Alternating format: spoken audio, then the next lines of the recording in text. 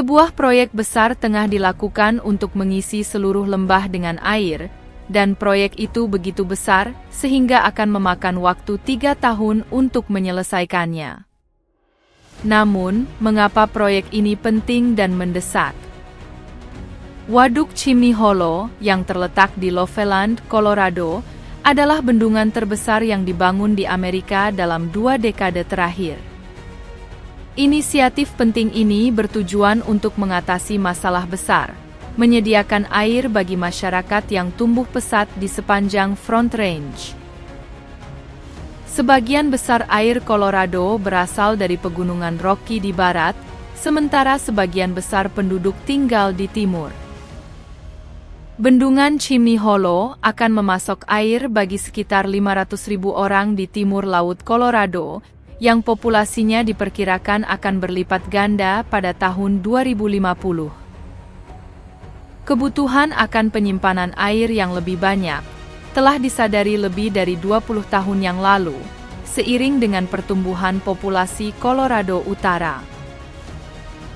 Lokasi Chimney Hollow dipilih karena dampak lingkungannya yang minimal, tidak adanya spesies yang terancam punah, dan kedekatannya dengan sistem air yang ada.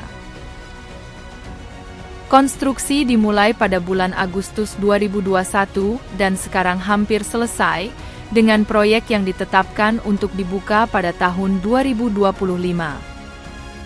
Proyek ini bertujuan untuk memastikan pasokan air yang dapat diandalkan selama bertahun-tahun. Waduk Chimney Hollow merupakan investasi sebesar 12 triliun rupiah, dengan 9,5 triliun rupiah dialokasikan untuk bendungan dan 2,5 triliun rupiah untuk meningkatkan infrastruktur air di lereng barat.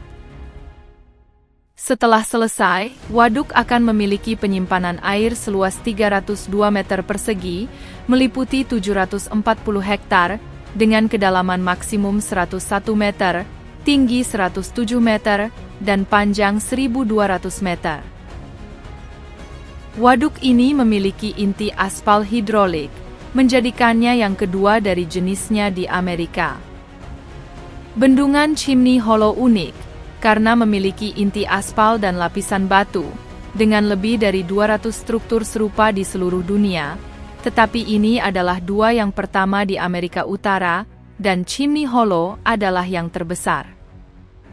Proyek ini juga mencakup bendungan setinggi 12 meter, yang berfungsi sebagai penghalang tambahan di ujung selatan. Pemilihan aspal sebagai pengganti tanah liat dikarenakan kurangnya ketersediaan tanah liat di area tersebut, karena tanah liat biasanya berasal dari bebatuan yang digali selama pembangunan, tetapi kali ini jumlahnya tidak cukup. Prosesnya dimulai dengan pembangunan bendungan sementara, yang memerlukan pemindahan 2 juta meter kubik tanah dan 0,5 juta meter kubik batu untuk menyiapkan fondasi seluas 80 hektar untuk bendungan tersebut. Setelah itu, fondasi diletakkan yang dihubungkan dengan tirai grouting. Tirai grouting ini dibuat dengan menyuntikkan campuran air dan semen ke dalam tanah untuk mencegah kebocoran air dan menstabilkan fondasi. Tempat aspal akan bertemu dengan fondasi semen di bagian bawah. Bendungan akan dibangun sebagai struktur batu, yang berarti terdiri dari campuran batu dan kerikil, dengan inti beton abu hidrolik di bagian tengah. Desain ini membuatnya sangat kuat dan kedap air. Fitur penting adalah spillway, yang membantu mengelola kelebihan air selama hujan lebat atau salju mencair, menyediakan jalan yang aman bagi air untuk keluar dari waduk dan mencegah banjir di daerah sekitar. Namun, pertanyaan kuncinya tetap, bagaimana air akan mencapai inti? Ini melibatkan sistem terowongan yang rumit yang menghubungkan waduk dengan sumber airnya. Ada struktur saluran masuk dan keluar, saluran hulu dengan ruang grouting, sistem katup kipas, dan saluran hilir. Terowongan sepanjang 610 meter dibangun, dan 5.000 meter kubik beton bertulang digunakan untuk struktur saluran masuk dan keluar. Mengenai pasokan air, pipa baja dan intake baja dipasang untuk mengarahkan air ke waduk. Air harus melewati medan yang sulit untuk mencapai cerobong asap berongga. Lokasi bendungan dipilih dengan cermat di dekat infrastruktur proyek CBT, dengan sumber air utama adalah Waduk Windy Gap di lereng barat. Air dikumpulkan dan dipompa selama 6 bulan melalui sistem pipa ke Grand Lake. Tempat infrastruktur CBT mengelola pemindahan melalui Waduk Shadow Mountain dan Grand Lake ke terowongan Adams. Air kemudian mengalir sejauh 21 km melalui terowongan, melewati 4 waduk dan 3 pembangkit listrik sebelum mencapai cerobong asap. Waduk Holo memiliki menara pemasukan dan pengeluaran, dan akan memakan waktu sekitar 3 tahun untuk terisi, dimulai pada bulan Juli 2025. Garis waktu ini diperlukan untuk mengumpulkan 320 km kubik air, yang bergantung pada mencairnya salju musiman dan kondisi cuaca. Proses terperinci ini membantu mengawasi keamanan bendungan dengan ketat dan memastikannya mematuhi hak atas air dan peraturan lingkungan. Dibutuhkan banyak material dan pekerjaan berkelanjutan.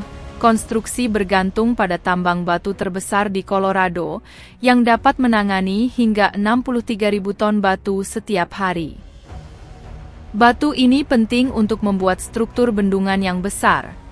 Hampir 1,9 juta kilometer kubik timbunan batu dan 100.000 kubik beton aspal digunakan untuk bendungan. Ini bukan sembarang jalan. Campuran aspal dibuat khusus di lokasi dengan mencampurkan kadar bitumen tinggi dengan agregat halus, menghasilkan material yang fleksibel namun kuat yang mencegah kebocoran air. Bendungan pelana membutuhkan sekitar 135.000 meter kubik batu dan 40.000 meter kubik tanah liat, sedangkan spillway membutuhkan sekitar 9.000 meter kubik beton. Apa pendapat Anda tentang proyek ambisius ini? Kami mengajak Anda untuk berbagi pendapat di bagian komentar di bawah ini. Jika Anda merasa video ini informatif, harap ingat untuk menyukai, membagikan, dan berlangganan untuk mendapatkan video terbaru kami.